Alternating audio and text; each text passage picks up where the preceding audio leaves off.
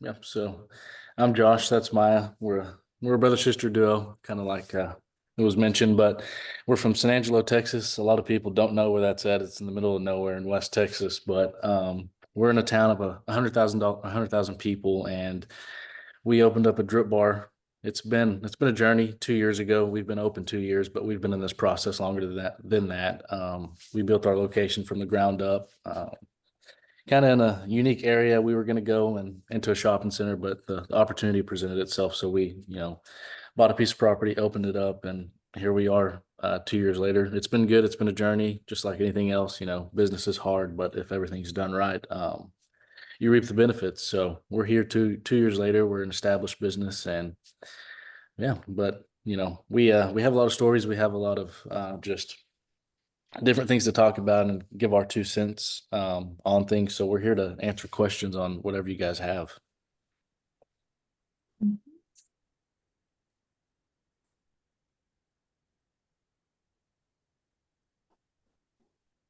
Josh, maybe you can talk about a little bit about, because I used to be site development.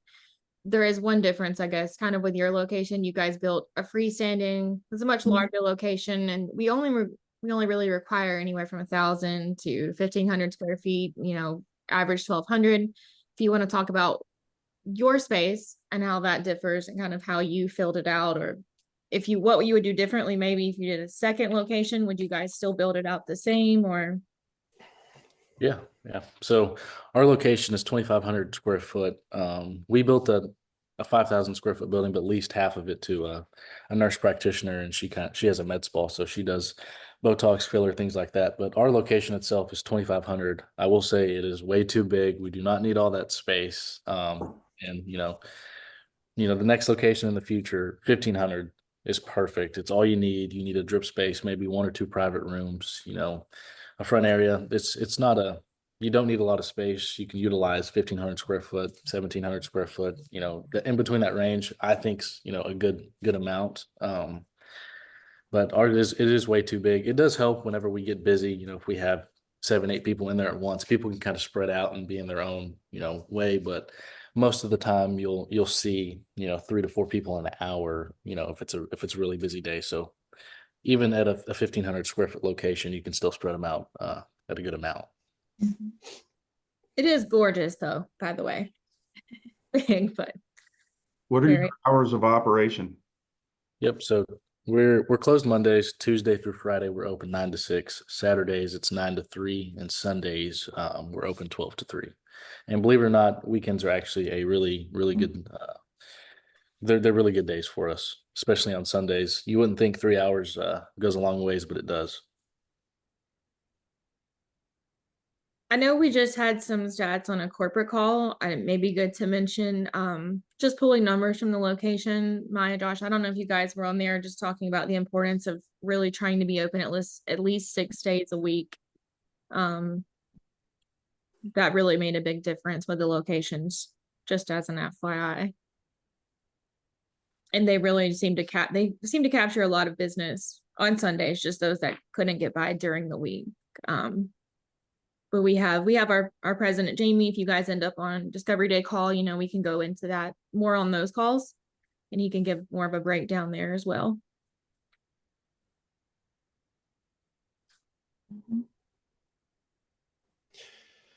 Guys, congratulations on hitting your 2-year mark. That's fantastic.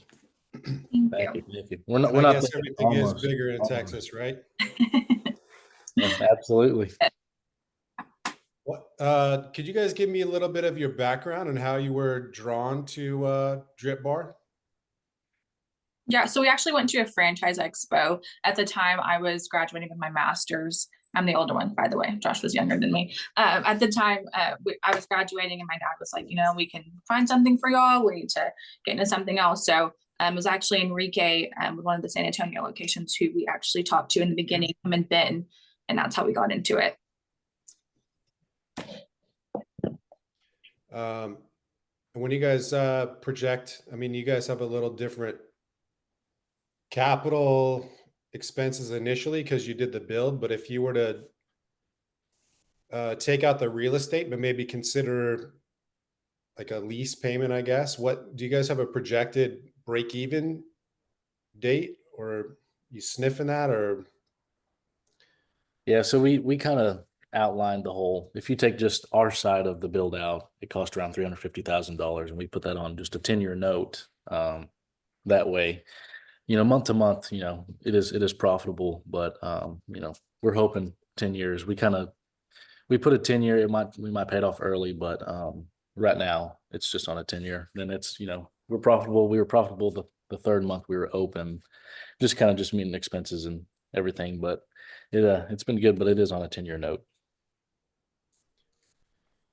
So if you're just looking at the franchise fees and salaries or whatever is on your pro forma, do you have like excluding the real estate, do you have a projected break even at? Yeah, you're talking about month to month? Not necessarily like on a cash flow basis. I mean, that's good to know that month 3 you guys are cash flowing positive. That's a nice thing to have.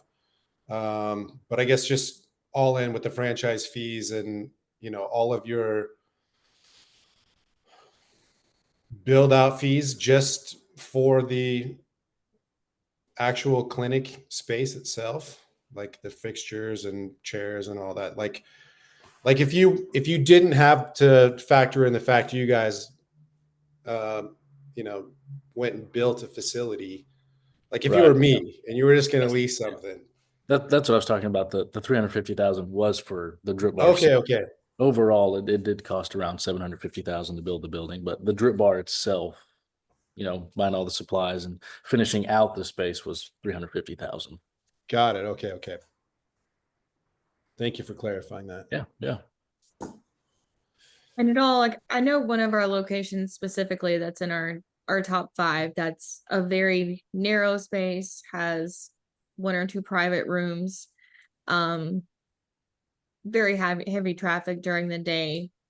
And he only put about between, I think it was between 60 and 80 into his build out to get everything finished. We obviously will encourage you to look for a warm vanilla shell. I think his is about 14 feet wide. I would, on average, keep it a little closer to 15, 16, just because of the layout with the lab and everything. So it's not, but it works for him. It is a little narrow, I think, in the lobby. Ideally, we would say about 16 feet wide and maybe 60, 70, 80 feet deep. Just depends on the shopping center you're looking at, but definitely warm vanilla shell. So there are cheaper options, obviously, if you're sticking closer to the 1,000 to 1,200 square foot plan to keep those costs down as far as your build out goes. And the other option is, you're going to have to furnish a larger space. So in that 1,000 square foot option for a lobby, we would encourage, I used to do site development. That's the only reason I know this about it, but typically to encourage a minimum of maybe 8 of the lounge chairs. You're obviously going to need your lab equipment, couple waiting chairs up in the lobby. You don't have to have a phlebotomy chair. So there's things like that. And then depending on private rooms, how many you might need to furnish. So those are all variables. If, the larger the space and more private rooms, the more you're going to end up paying for furniture.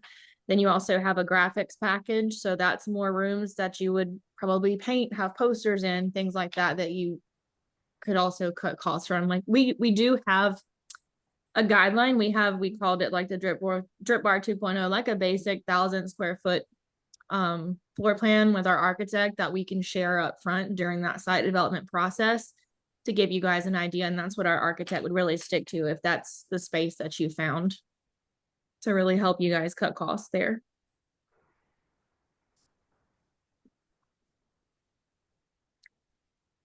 Steve, you have any other questions that you wanted to add or anything? And by the way, I don't know that Jeff is going to make it on this call at all. He just texted me. So any of you working with him, if you may have to just email him some follow-up questions after, if you're working directly with Jeff. What type of services do you offer?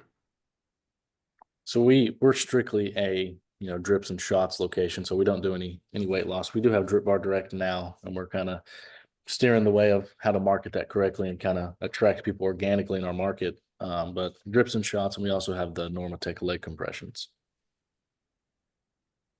And guys, we did just add DRIPBaR Direct this year. It's a new It's a new option. Telehealth, you actually would add it to your websites. Cheyenne is coming in from corporate. Cheyenne's our director of communications and alignment. She's joining right now from corporate. So DRIPBaR Direct, we have some telemed options there with the weight loss, with peptides, hormone replacement therapy. There's some sexual health options out there. We also have some sublingual. There's new services they've added, like with the NAD, obviously the semaglutide, tirzepatide. So you can take a look if you want to get an idea of what that looks like. Just as an example, you can go to the DRIPBaR Foxborough website. Go to that location, click on DRIPBaR Direct at the top, and you'll see kind of what that looks like. The profit margins are pretty good on those. You don't really work with those clients directly. They use a third party medical director program, but you guys will profit from those transactions as well. I mean, we have some locations that started doing this at the beginning of the year, got signed up, and that's a pretty good addition to their monthly revenue. They're doing pretty well there. Just, like Josh said, you're just kind of figuring out how to market it. And if you're marketing your website already and you're talking to the clients in the store, some of them like the privacy option or the convenience option of being shipped directly. So with the weight loss injections, maybe they don't want to come in every week for those, or maybe they're a little far and they don't want to drive. Maybe they just want the privacy. You can just send them to your website, to the DRIPBaR Direct link. You guys are going to profit from that, and they have it shipped directly to their door. So they'll have their consults with the third-party medical director online, and it's just another way to generate revenue for you guys and offer some additional services that aren't really in-house services that you guys can benefit from. For the most part, we have the leg compression, we have red light therapy, we've got the halotherapy saunas, some offer Botox. We primarily have our drips, shots, supplement line for the most part. That's really been red light therapy. Having one of those panels, they're fairly inexpensive for one of the rollaway panels, and that's something you can roll into a private room, or you could roll it out into the lounge and have it over them and do it as an additional, add-on. For a little add-on option, you could do it as a treat for your members. You could let them try it as a freebie, maybe to get people in, or just something to increase the ticket cost, and it's not that expensive up front. I would say most people probably adding the saunas up front would have said they would have waited a few months just, to get things going before they add that. Those are a little more upfront, obviously. We also have the hydrofacial option. We have that vendor as well. Good afternoon, everyone. This is Chris Robeson. I'm here in Baltimore, Maryland. Congrats to Josh and Maya on your 2-year anniversary of your location. I'm working with Jeff in franchise development, and I'm currently at the state of the process where I met with the loan consultant with Guidant, and they were able to, I have a lender. The next step is to meet with a lender. And I guess my question also to Josh and Maya is that prior to opening your location, sorry, my office light. Were you two working full-time jobs, and how did you transition to in terms of, I don't know how involved in your location you are. I will say this past weekend, I mean, I'm a nurse practitioner, and I'm a former emergency room nurse. So I'm familiar with IV therapy, and I know how to put in, IVs and all that. So I went and visited the closest DRIPBaR to Baltimore, which was in Annapolis. A lovely space. I had a great experience, which made me feel more comfortable in the direction of moving forward with this project. But were either of you working full-time jobs prior, and how did you transition into your involvement into the DRIPBaR? Because I know I have the option of being an absentee owner, which I don't intend on being. I want to be hands-on, but trying to determine how I personally am going to transition from doing the work that I'm currently doing to being involved with the DRIPBaR as well. But were you all working full-time jobs previously? So it was from day one, it was our full-time job. And that's kind of looking back, that goes to it shows from the success of being hands-on, before you're opening 3-4 months before you open, being involved in grassroots events and going to these pop-up events and just kind of going to those events with like-minded businesses, whether it's Pure Bar, Orange Theory, those kind of boutique gyms where the exact demographic of people that are going to walk into a DRIPBaR they're members at those places already. So kind of getting in front of them, attracting them way ahead of time before you open your doors goes a long ways just to kind of grow, in the community organically. So when you do open, people already know about it. And when they come in for their first service, you can kind of sell them on a membership, talk about package options, things like that. But I kind of got off track, but to kind of answer your question, no, it was our full-time job since day one. And we're kind of getting to the point where it is absentee, but we're still there, on a daily basis or, every other day. Okay. I mean, and the location I went to, I was fortunate to be able to meet the owner. His name was Daryl, but he also was functioning in that capacity as the receptionist as well. And then it was just a nurse on duty who was pretty much mixing the drips and all. And so I guess that's one thing to try to discern, like how much staff is actually needed. Like if I'm going to be absent or more hands-on, I mean, that's stuff that I need to figure out. But I guess in terms of question for franchise development, like how is it determined in terms of if you're going to offer additional services? Because when I went to Annapolis, they did have a sauna and also the ice bath as well. But like, how is it then selected for one to determine like how many additional services that you may want to offer? First of all, anything going through like the DRIPBaR POS, it has to be an approved service. They may have the one-off ice bath. They may have had that approved with medical. It's not really one of our typical additional services. It's really at your discretion and what you think as far as your area, what would work best. I mean, we have the 3 primary services and whatever you'd like to add. I mean, typically when I would work with people in site development, I would encourage more options like red light panels, things that are cheaper upfront costs to get you through, your first few months. So you hit that break even and kind of see how things are going before you invest in the larger equipment. It's what seemed to make sense. Some people do really well with the sauna if they are paired, with a day spa or have it, I've been to a location that was gorgeous and I love that option. It plumps your veins up. It's great for people like me to hop in for 20 minutes before my IV. But it's not always ideal to invest in right away.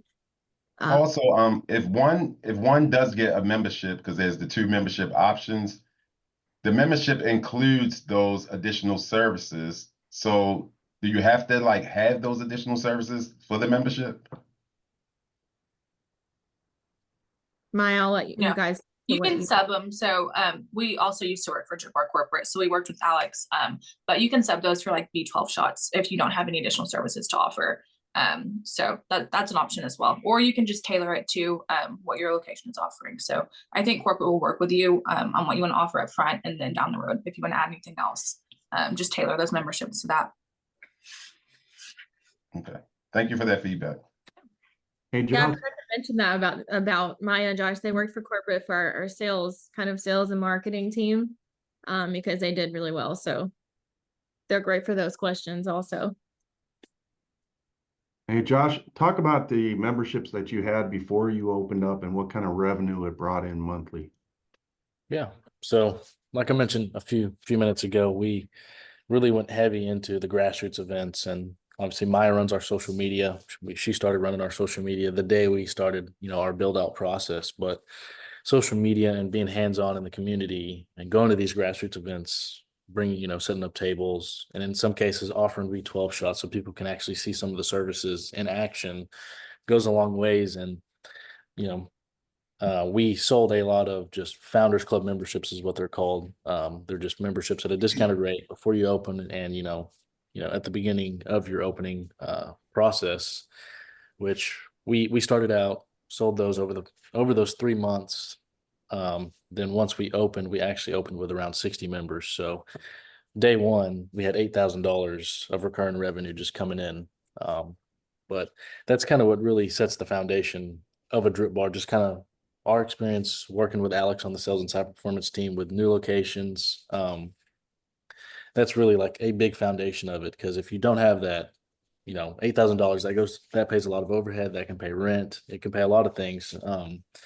So kind of being active, we always encourage people to be active in those grassroots events, being in the community, and kind of just being where your demographics going to be. How do you get in front of those customers? How do they become clients, right? a lot of people go wrong at these events where we want to just educate. Educate's good, but at the end of the day, you have to close the deal, right? How do you sell them on your services and kind of just tell them and steer them in the right direction of which drip they need to get that day, what's going to work best for them if they get on a program. So kind of educating, but being sales minded at the same, at the same time goes a long ways. Then I would say Maya probably agrees with this, but the first 3 months of being open, you're a new business in the community. There's going to be a buzz that's around organically. Every person that comes in is a candidate for a membership. Every person that walks in, they need to know about the membership options. What's the discount? What are the perks? What are the monthly perks? What comes with it? All the details, giving people tours at the facility when they first come in, kind of just setting the foundation the first 3 months actually really goes a long ways. And in that 3 month period, I think that's going to be where you sell the most memberships. That's going to build the foundation of it. So I would highly recommend grassroots events before you open, then just also memberships the day you open, for the first 3 months. And even after that, I think everybody that walks in the door needs to know about the membership options. You don't have to sell them on them. They just need to be aware of it. If they, if they like the conversation, keep it going. If they don't entertain it, just, okay, no worries, go on with your day. They're going to get their service. And believe it or not, a lot of people come in multiple times. They don't want a membership. They just want to drip whenever they want to drip. So making sure that they're returning customers or members is going to be a big thing. So I would say it was extremely uplifting that I was able to use my flexible spending account debit card as well, because it made it feel like I didn't pay out of pocket for anything. yeah. And also a question about the direct buy. Is your location providing direct buy as well? I believe that's with the supplements. Is Oh, that DRIPBaR or DRIPBaR Direct, is that what you're talking about? Yeah, drip buy direct.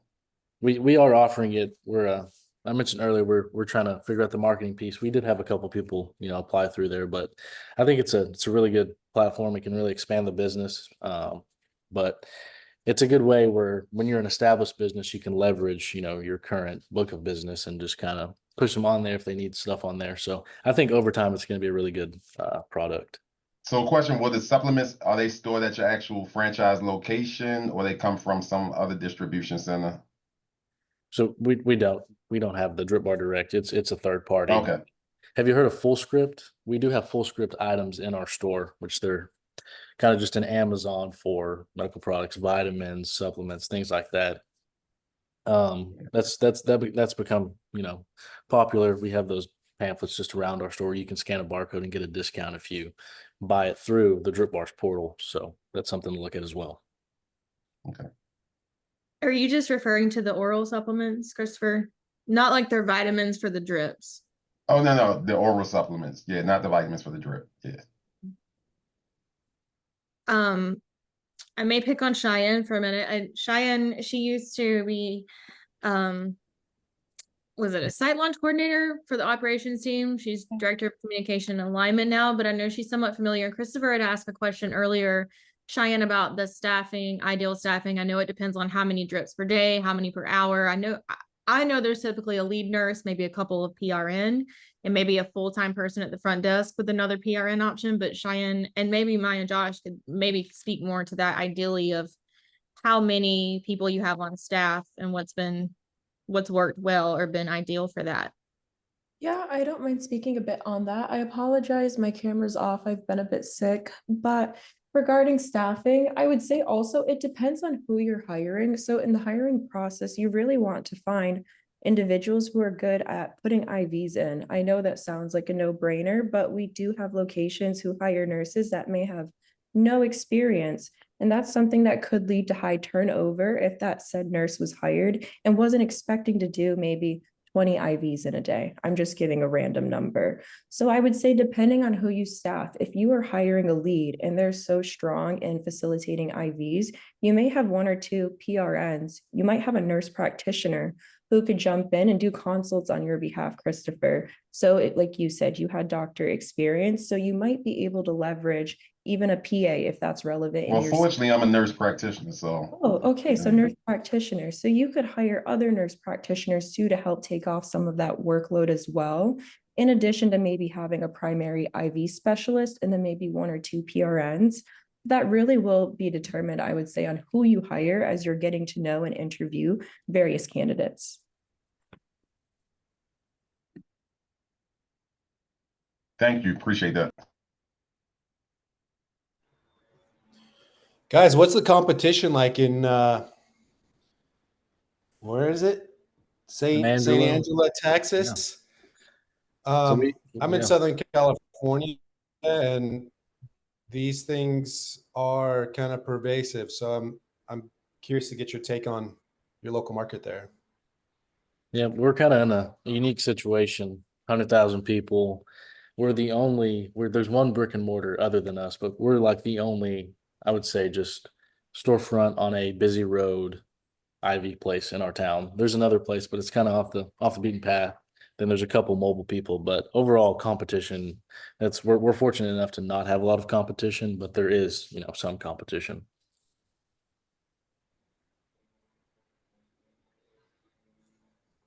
Great, thank you for answering that. And then what are your other ways to drum up business right now, other than social media? I mean, are you pitching to the corporations that are in your area to utilize their flexible health account or anything along those lines?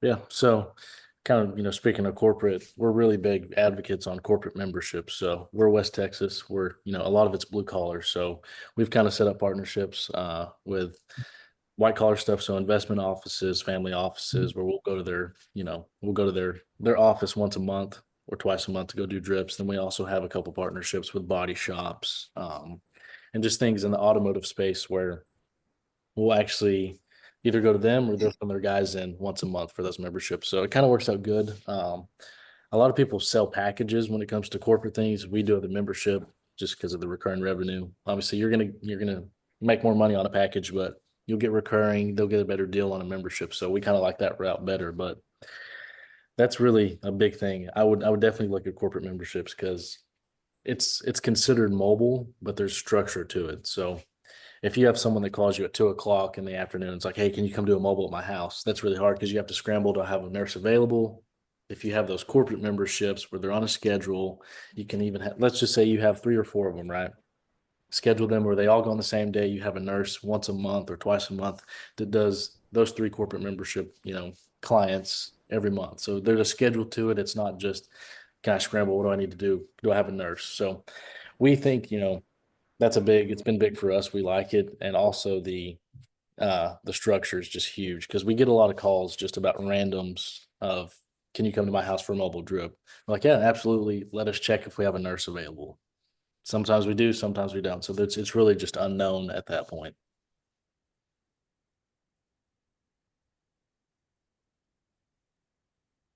Joshua, you mentioned pop-ups. That's going to be big here in my area. There's a lot of, we have big concerts, that's like festivals and there's some kind of a festival almost every weekend in this area. So how does that work as far as how do you take that stuff with you? Are you mixing there? Are you mixing in the hood before you leave? Or how do you do that?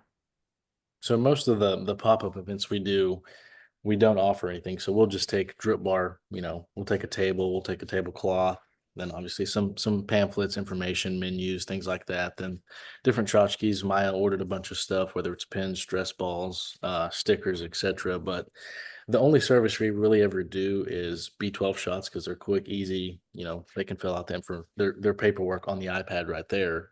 If you get into drips, kind of you have to go into the consult space, and it kind of it's just a lot whenever you're doing something mobile or a pop-up event. So for the pop-up events, we either just take information and talk to clients about it, or we'll do B12 shots. Thank you. Absolutely. We have a couple more join. If you missed the beginning of the call, you could probably reach out to Jeff or Steve and ask for the recording later, by the way. But we've got a little over about 10 more minutes. I don't want to take too much more of mine and Josh's time. If you guys have any other questions, or anyone that just joined, do you have any questions for them? No, I'm fine. Thank you. Okay. Maya, Josh, do you have anything else to add? Or Steve, did you have anything that you wanted to add? No, I think that they've covered quite a bit. How many memberships do you have now and what kind of income does that bring in? And what is your breakout dollar per month? Is it 30,000, 32,000? So right now we have around 160 members. It dipped a little bit just because of seasonalities, things like that. But monthly, that's around $23,000 if you split it with, friends and family discounts, maintains, improves. So around 23,000. And our break evens, depending on the month and the volume, it's going to be anywhere from 35 to 38,000.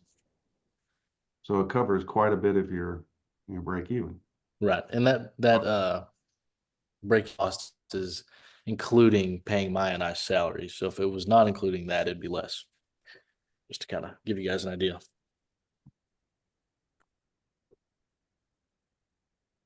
Donald, I'm going to send you the recorded version since you got on late, just so you know. Great. I appreciate that.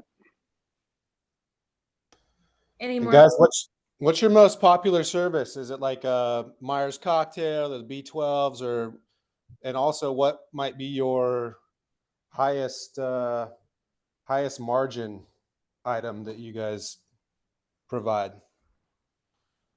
I would say the Power Pack or the Restoration Drip. Those are two really, really popular ones. The Restoration, especially, it's good for athletes and it's also good for people that are hungover. But a lot of athletes actually get it after a race or before a race. Either that or the All-Star. But the Power Pack and the Restoration are probably our most popular.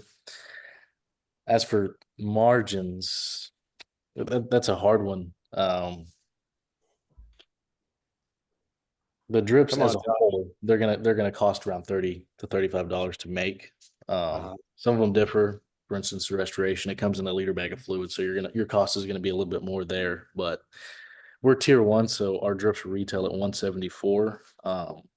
Just kind of looking at vitamins from a glance,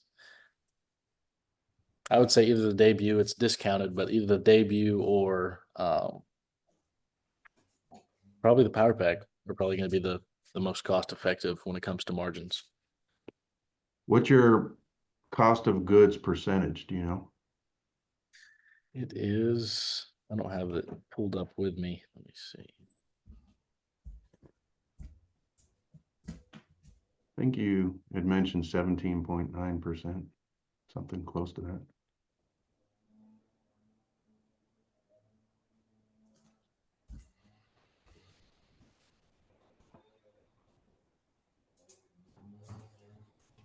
Sounds pretty typical, at least, Steve, but Yeah. obviously I Give can't. or take. Last month it was 16%. There you go.